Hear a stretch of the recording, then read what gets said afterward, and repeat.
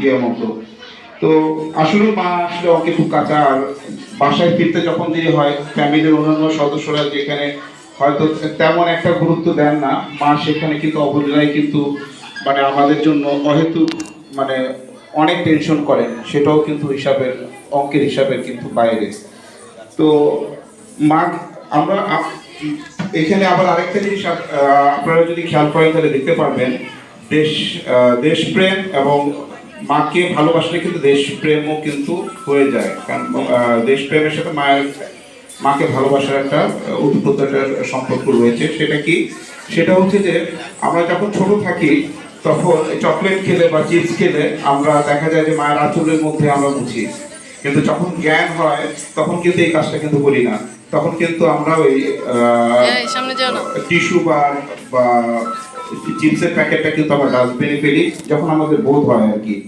আবার মাকে কেউ যদি অপমান করতে আসে, যখন আমরা বড় হই আমরা কিন্তু প্রতিবাদ করি।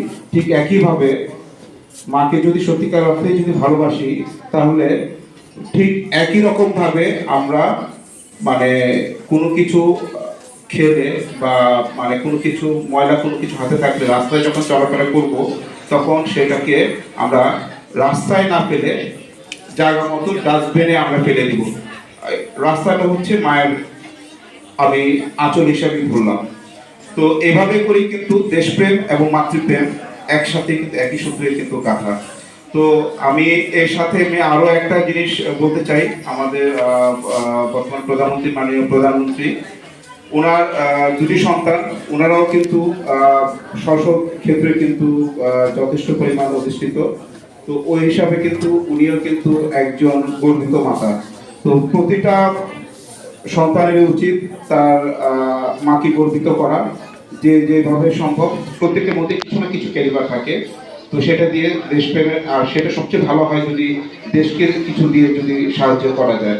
তো আমি আর বেশিক্ষণ আর কথা বাড়াবো না, আসলে মাকে নিয়ে বললে অনেকক্ষণই বলা যায়। আমি জাস্ট এখনই শেষ করে দিচ্ছি। ধন্যবাদ সবাইকে। ধন্যবাদ।